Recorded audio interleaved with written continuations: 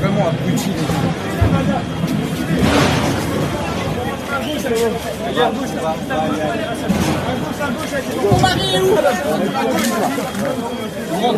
C'est bon? Il est sorti.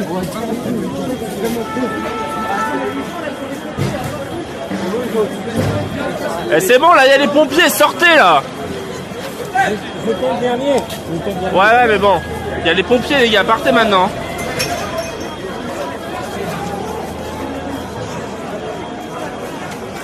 Ces violences, elles sont inacceptables où qu'elles aient lieu.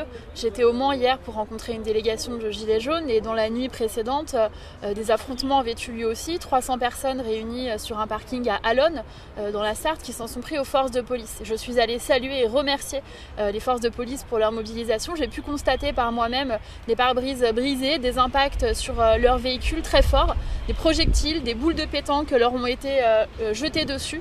C'est tout à fait inadmissible, c'est honteux et bien évidemment, je condamne fermement ces violences.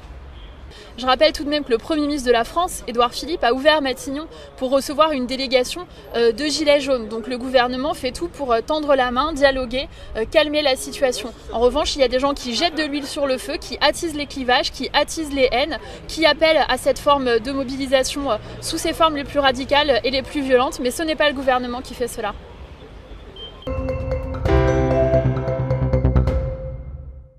Parce que le ras-le-bol, voilà, je me disais que Macron, il aurait peut-être une intention, un geste, mais rien, du dédain, il nous ignore complètement, voilà, c'est une ignorance complète du peuple.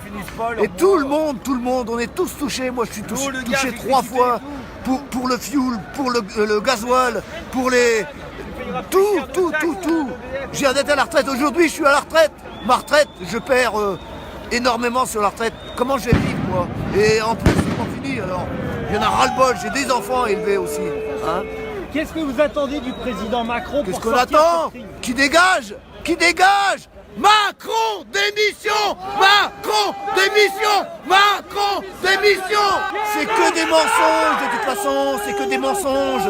Eux, les politiques, là, de merde, là. Il y en a ras-le-bol. Je m'en fous, ils peuvent me foutre en tôle s'ils veulent. J'en ai rien à foutre. Maintenant, j'ai plus rien à perdre. N'importe quelle proposition hors la démission d'Emmanuel Macron, le mouvement Il n'en fera continuera. pas des propositions, il n'en fera jamais. Ils ont eu une réunion hier là. Hein, bon, ça aboutit à quoi? À rien, absolument rien. C'est que du vent, du pipeau, voilà. Vous êtes venu pour manifester, Marc? Vous avez du mal à le faire aujourd'hui. Oui, absolument. C'est difficile d'accéder là où on le souhaiterait, c'est-à-dire sur l'avenue mythique des Champs-Élysées. Voilà, on est cantonné, on ne sait pas trop où aller, on se fait gazer dès qu'on arrive sur une des avenues perpendiculaires aux Champs-Élysées. C'est difficile de manifester à Paris, visiblement. Vous étiez là la semaine dernière. Est-ce que vous pouvez nous décrire les situations entre la semaine dernière et aujourd'hui? Alors, la semaine dernière, comme tout le monde, vous avez pu voir que les Champs-Élysées étaient à feu et à sang. Aujourd'hui, on ne peut pas accéder aux Champs-Élysées. J'ai tenté tout à l'heure et visiblement, ce n'est pas possible. Voilà. Alors, tant mieux, parce que si on peut empêcher les casseurs de dégrader la plus belle avenue du monde, autant le faire. Mais pour nous, manifestants pacifiques aujourd'hui, nous ne savons pas où aller.